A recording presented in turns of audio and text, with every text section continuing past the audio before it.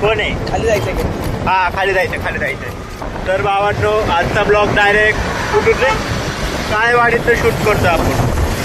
Gym मधून नाही direct काळेवाडीतून. आपल्या समोर आहेत काळेवाडीचे उपसरपंच श्री विष्णू चेमटे आणि त्याचबरोबर काय रे राष्ट्रीतले उपसरपंच श्री यश भाऊ गवळे.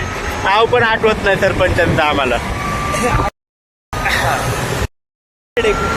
तर यश भाऊने नवीन फोन घेतला तर आम्ही आता ब्लॉग करण्यासाठी चाललोय.